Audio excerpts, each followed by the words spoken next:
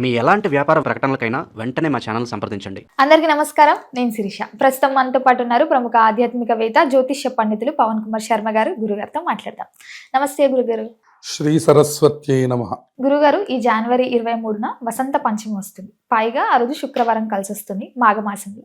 So ముఖ్యంగా ఆ రోజు విధి విధానాలు ఏంటంటారు? ఆ సరస్వతి మాతను ఎలా పూజిస్తే విద్యార్థులకైనా ఇంకా ఎవరికైనా మంచి కలుగుతుంది అంటారు? సరస్వతీ నమస్తుభ్యం వరదే కామరూపిణీ విద్యారంభం కరిష్యామి సిద్ధిర్భవతు మే సదా.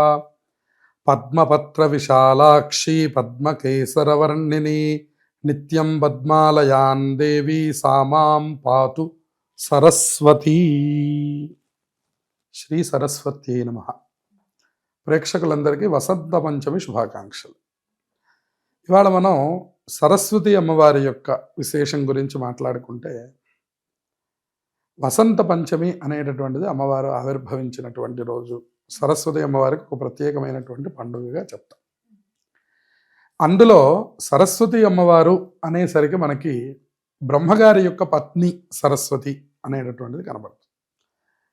ఆవిడ కేవలం చదువులని అనుగ్రహించడం అనేటటువంటిది లోకంలో అందరికీ తెలుసున్న విషయం అయినప్పటికీ కూడాను, మనుష్యుల యొక్క నిర్మాణం అనేటటువంటి యొక్క విభాగంలో కూడా ఆవిడ చాలా సహాయం చేస్తూ ఉన్నారు. అంటే ఇప్పుడు భర్త సృష్టి యజ్ఞం చేస్తున్నారు అనుకోండి, మరి భార్య ప్రమేయం లేకుండా యజ్ఞం ఎలా జరుగుతుంది? కాబట్టి ఈ సృష్టి కార్యానికి మొత్తానికి మూలమైనటువంటి యొక్క స్వరూపం అమ్మవారు. ఇక ఇంకొక చరిత్ర మనం గమనించినట్లయితే, బ్రహ్మగారు ప్రజాపతులను మొట్టమొదట సృష్టించారు. ప్రజాపతులు అంటే మనకి 9 మంది ప్రజాపతులు ఉన్నారు. ఉదాహరణకి కర్దమ ప్రజాపతి, కశ్యప ప్రజాపతి, దక్ష ప్రజాపతి, ఇలా మనం కొన్ని పేర్లు వింటాం కదా. దక్ష యజ్ఞం, దక్షుడు వింటాం కదా, మన అమ్మవారి తండ్రి దక్షుడు అన్నమాట. ఆయన కూడా ఒక ప్రజాపతి. అలాగే కర్దముడు అని ఒక ప్రజాపతి, అలాగే కశ్యపుడు అని ఒక ప్రజాపతి. ఇలా వీళ్ళందరూ ప్రజాపతులను సృష్టించి వాళ్ళను వాళ్ళ భార్యల ద్వారా సృష్టి చెయ్యి అని చెప్పారు. అంటే మనుష్యుడిగా సృష్టి చేయమని చెప్పారు. దేవతల సృష్టి వేరుగా ఉంటుంది. వాళ్ళు తుమ్మితే కొంతమంది దేవతలు వస్తారు, వాళ్ళ వీపు సలపరంతో ఇట్లాంటి కొంతమంది దేవతలు వస్తారు. వాళ్ళ సృష్టి వేరుగా ఉంటుంది. దాన్ని సంకల్ప సృష్టి అంటారు. మనుష్యులకు ఉన్నటువంటి దాన్ని మైథున సృష్టి అంటారు. మన సృష్టి యజ్ఞం అని ప్రత్యేకంగా ఒక విభాగం చేస్తేనే మనకు సంతానం కలిగేది. ఎట్లా పెడితే అట్లా సంతానం కలగదు. మీరు ఇట్లా కళ్ళు మూసుకోగానే సంతానం కలగదు. సంతానం కలగడానికి ఒక ప్రక్రియ. మరి ఇప్పుడు ఇటువంటి అంటే భూలోకంలో మనుష్యులు జన్మించడానికి మైథున సృష్టిని ఇచ్చి, స్త్రీ పురుష సంభోగాన్ని ఇచ్చి, దాని ద్వారా సంతానాన్ని ఉత్పత్తి చేయండి అని కొంతమంది ప్రజాపతులను పంపించారు. వాళ్ళందరూ వెళ్ళారు, సృష్టి చేస్తున్నారు, అంతా బాగానే ఉంది, కానీ వాళ్ళు ఎవరు ఒకళ్ళొకళ్ళతో మాట్లాడుకోవట్లేదు. అప్పటికి మనకి మాట లేదు. ఆ మాట లేకుండా వాళ్ళందరూ ఏం చేస్తున్నారు? మోగ సైకిల్ చేసుకుంటున్నారు. మాట రాదు. ముందు మాట భగవానుడు కూడా సృష్టించాల. సృష్టి జరుగుతోంది, మనుష్యుడికి రూపం వస్తోంది, ఎదుగుతున్నాడు, మళ్ళీ సంతానం కంటున్నాడు, అన్నీ బాగానే ఉన్నాయి, కానీ మాట ఏది? మాట లేదు. మాట కదండి అన్నిటికీ ముఖ్యం. మాట లేకుండా ఉన్నటువంటి కాలాన్ని మీరు అసలు ఊహించుకోవాలి ఒక్కసారి. అసలు మాటే లేకపోతే మన పరిస్థితి ఏమిటి? ఉదాహరణకి ఎప్పుడైనా మనం మౌనవ్రతం పాటిస్తే మనకు అర్థమైపోతుంది ఈ కష్టం ఏమిటని. మీరు ఎప్పుడైనా ఓ రోజు మాట్లాడండి అని మీరు అనుకున్నారనుకోండి, 1 గంట తర్వాత వద్దులేండి ఈ వ్రతం అంటారు మీరు.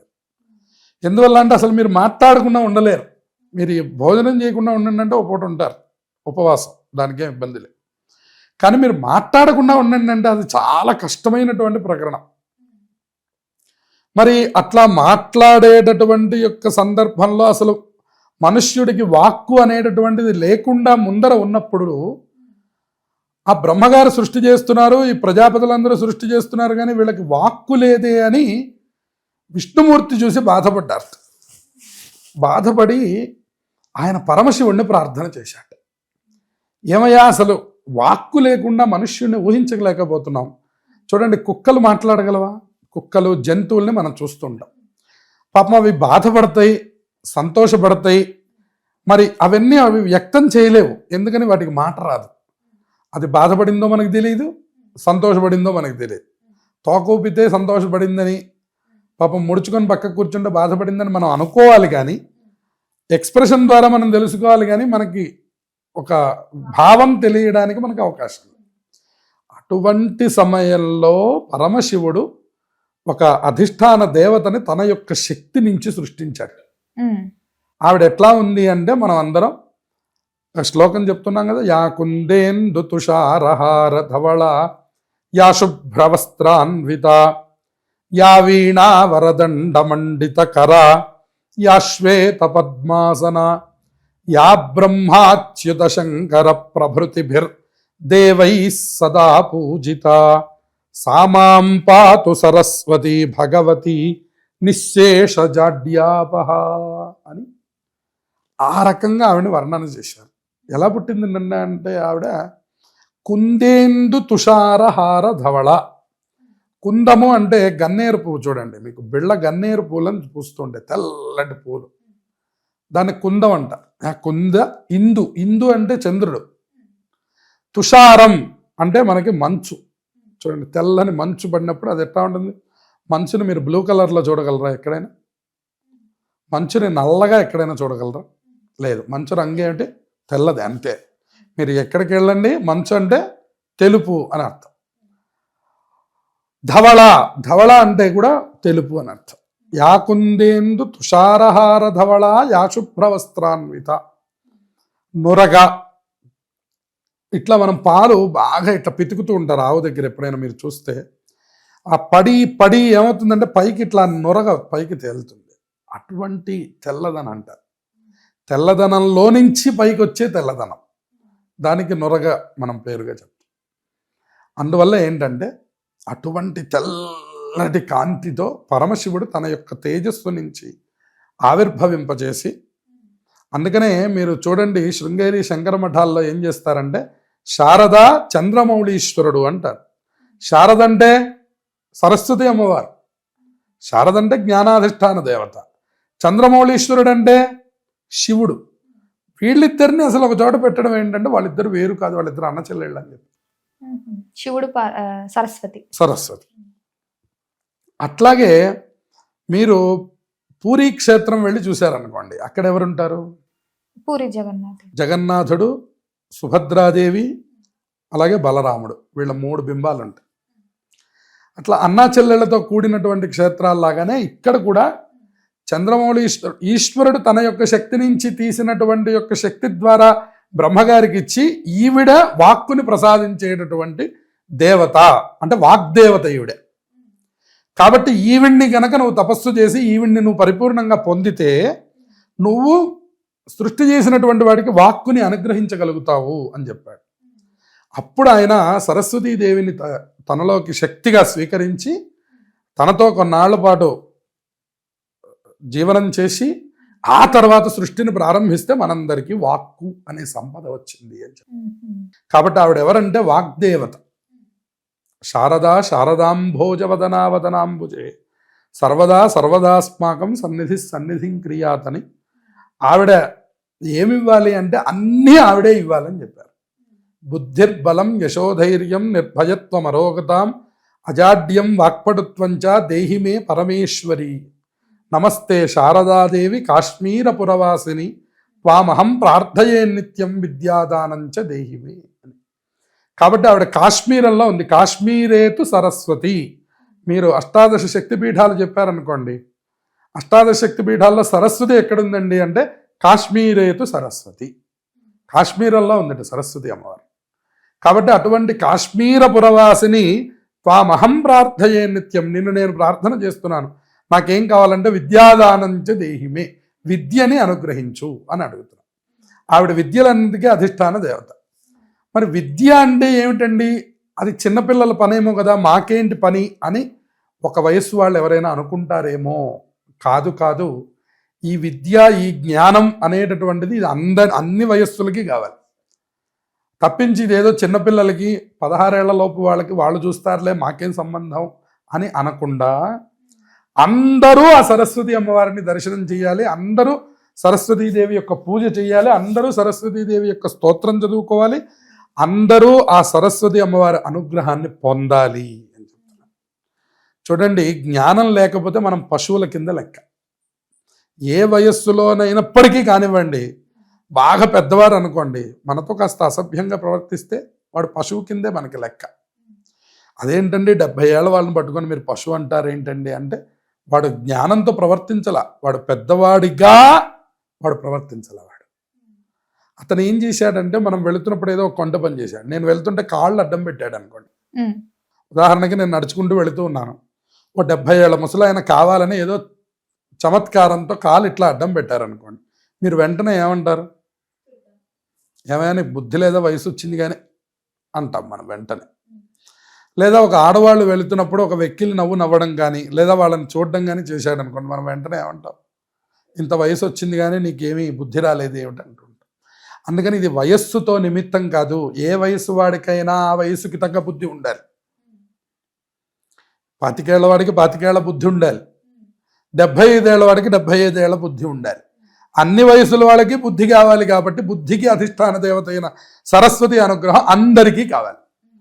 ఆ సరస్వతి అనుగ్రహం పూర్తిగా వర్షించేటటువంటి రోజు ఈ వసంత పంచమి.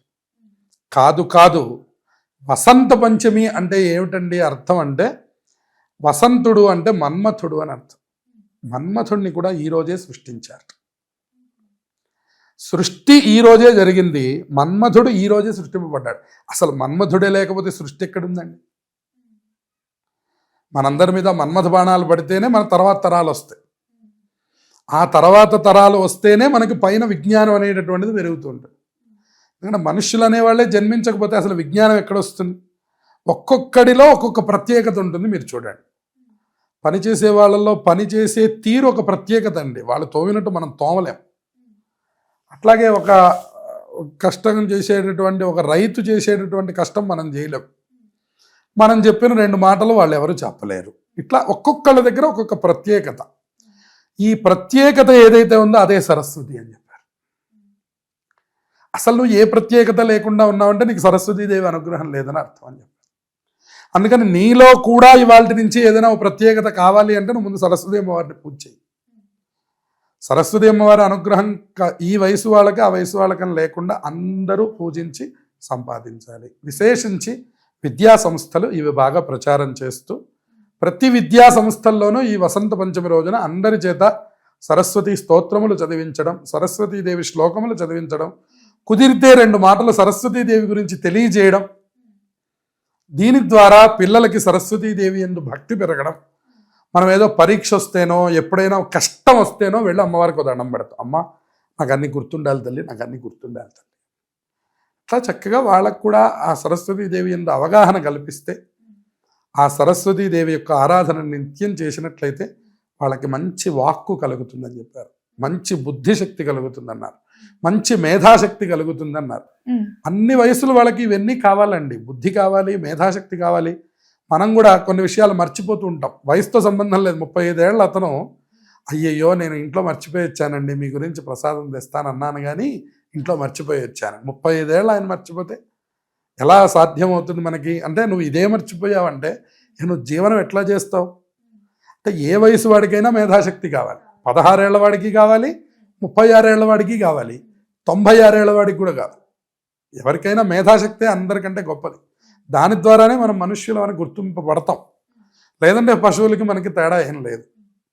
కాబట్టి ఈ పశుత్వంలో నుంచి మనుష్యత్వంలోకి తీసుకురాగలిగినటువంటి జ్ఞానము, బుద్ధి అనేటటువంటి ఒక ప్రత్యేక వస్తువుని మనలో సృష్టి అనేటటువంటి విభాగంలో ఒక ప్రత్యేకతనిచ్చి మనలో ఏర్పాటు చేసినటువంటి జ్ఞాన అధిష్టాన దేవత సరస్వతీ మాతకి ప్రత్యేకమైన రోజు. కాబట్టి ఈ రోజున అందరూ చక్కటి స్తోత్రాన్ని చేయడం, విశేషంగా శుక్రవారం వచ్చింది కాబట్టి అమ్మవారికి తెల్లటి పూలు చాలా ప్రీతికరమైనవి, తెల్లటి వస్త్రాలు చాలా ప్రీతికరమైనవి.